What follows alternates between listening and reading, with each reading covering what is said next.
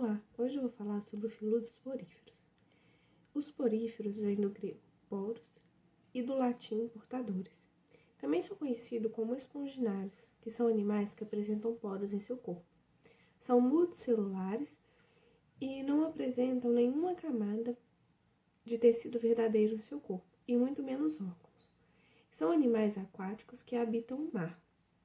São esponjas sésseis, que significa que são fixas, e são filtradoras, que dependem da passagem da água através do seu corpo, transportando oxigênio e transportando partículas de alimento para sua sobrevivência.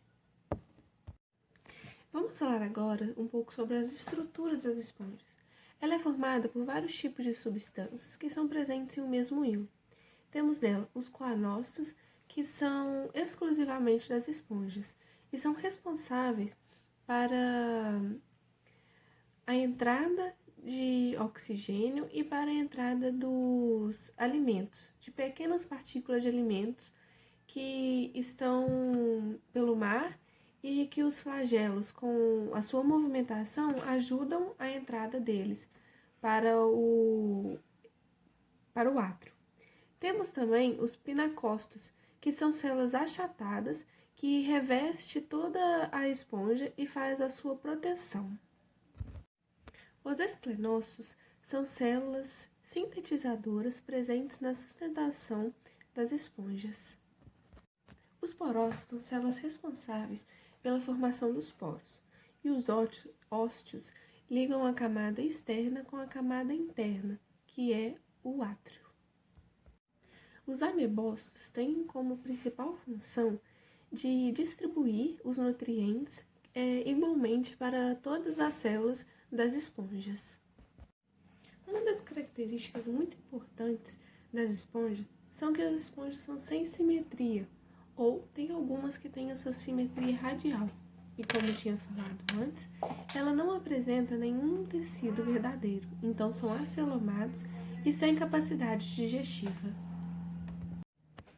Como eu tinha falado também, as esponjas são animais filtradores.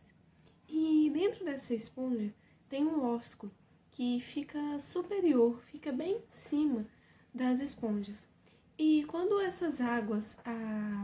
quando a água passa pelos poros, lá dentro ela é filtrada, passada por vários tipos de atividade, e depois que são filtradas, a água ela é liberada novamente para o mar pelo ósculo, por cima. Vamos falar agora um pouco sobre os tipos de poríferos que apresentam.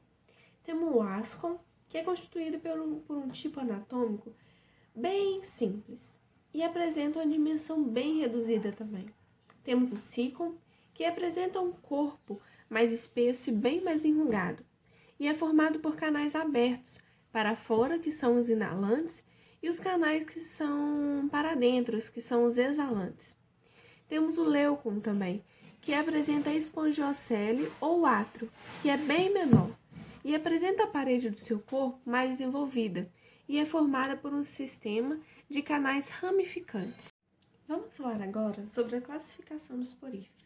Temos a calcária, que todos os marinhos são espículas de carbonato e cálcio, pequenos em forma tubular. A demospongia, maioria dos marinhos também, com fibras de espongina, com espículas silicosas ou ambas, e podem atingir até 2 metros e são assimétricas. Temos a hexaquitinelidea, exclusivamente dos marinhos, com espículas cilíndricas com tamanho de 10 a 30 centímetros, de água profundas e frias. Vamos falar agora sobre a reprodução dos poríferos. As esponjas elas podem ser dioicas, de sexos separados, ou monoicas, que são hermafroditas, e podem apresentar fecundação interna e desenvolvimento indireto, ou seja, a fase larval. Os poríferos também podem realizar a reprodução assexuada, que ocorre por meio do brotamento, com a formação de pequenos agregados, que são denominados brotos ou gemas. Esses brotos, eles crescem desenvolvendo pequenas esponjas ao redor e depois de um tempo eles podem se separar dessa esponja e ser independente.